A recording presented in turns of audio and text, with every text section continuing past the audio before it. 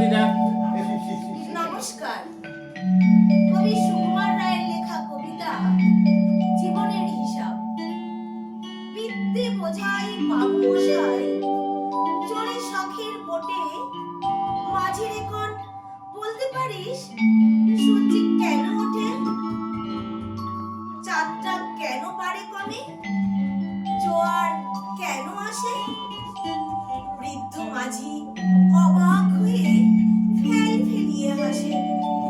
বাবু বলেন, সারা জনম মরলি রে তুই খাটি, জ্ঞান বিনা তোর জীবনটা যে চারি আনাই মাটি। খানিক বাদে কয়েন বাদে বলতো দেখি ভেবে, নদীর ধারা কেমনে আসে পাহাড় হতে নেমে? বলতো কেন লবণ ভরা সাগর ভরা পানি? মাঝি সে কয়, আরে মশাই ও তো কি আর জানি। বাবু বলেন, এ বয়সে জানিস না তা কি? জীবনটা তোর নেহাত খেলো অষ্ট আনাই ফাঁকি। আবার ভেবে কহেন বাবু, বলতো ওরে বুড়ো, কেন এমন নীল দেখা যায় আকাশের ওই চুড়ো? বলতো দেখি সূর্য চাঁদে গ্রহণ লাগে কেন? বৃদ্ধ বলে, আমায় কেন লজ্জা দেশেন হেন?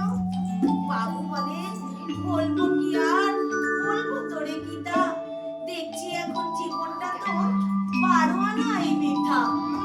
খানিক বাদে ঝড় উঠেছে, ঢেউ উঠেছে ফুলে, বাবু দেখে নৌকা খানি ডুবলো বুঝি দুলে। মাঝি রেকন, এ কি আপদ, ওরে ও ভাই মাঝি, ডুবলো নাকি নৌকা এবার, মরবো নাকি আজি? মাঝি শুধায়, সাঁতার জানো? মাথা নাড়েন বাবু। মূর্খ মাঝি বলে, মশাই এখন কেন গাবো?